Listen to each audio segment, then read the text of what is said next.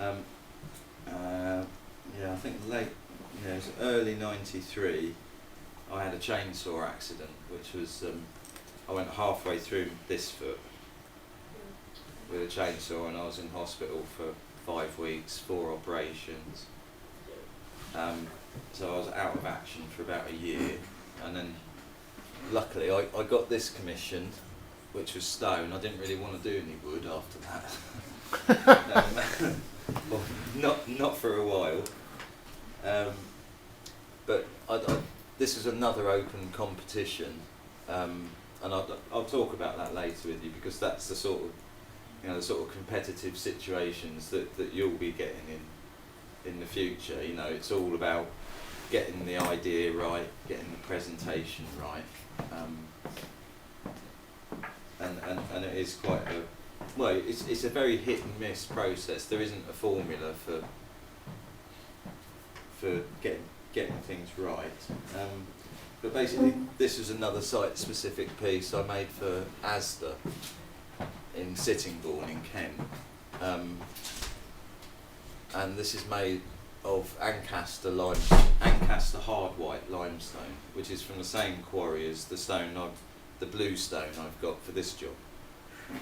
And this took about 3 months to make, and I worked with a local school and got them to do designs for the apples and cherries, and so it basically represents local growers bringing their produce to the new market which is opened in town.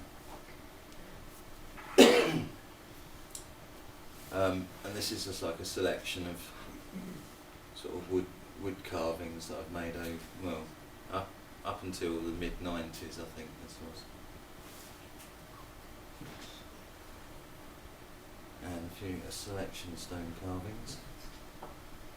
That was quite a nice piece I made for Kew Pier. That's just outside Kew Gardens. That was around the millennium. And this was a heron I made for Herne Bay. That was the town symbol. And the same with the swan for Aylesbury. So basically I just research a site, look at the history, look at how people use the site, and then try and come up with an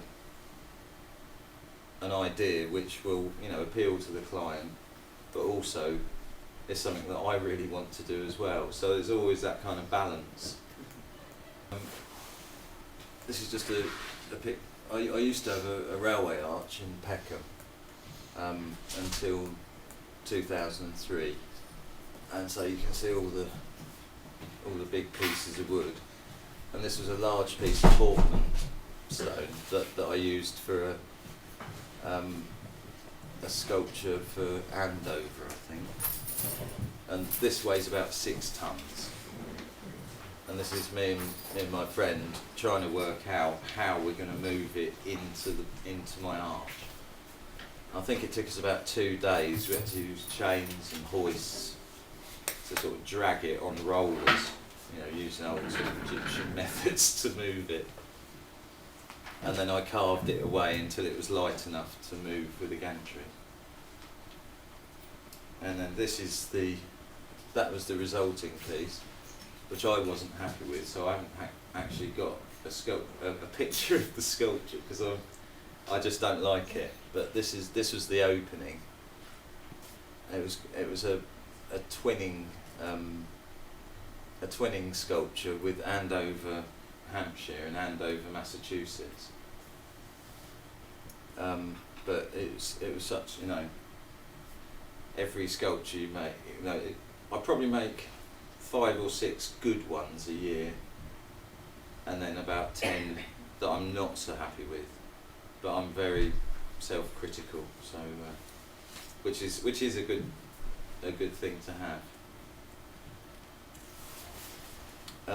This is a piece I made around the millennium, and it was just called Waking Up, or Looking Forward, and this was on the roof of a car park in Peckham, and it isn't as big as it looks.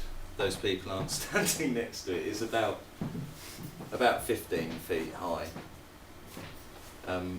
and this was made from a piece of pine that I got off the railway people that they were just throwing away. So, you know, constantly I'm always looking for materials. And if I see something and then spot that it's been there for a while, I'll then approach people and just say, well, what are you doing with that piece of wood? And if they say nothing, I'll say, well, can I have it?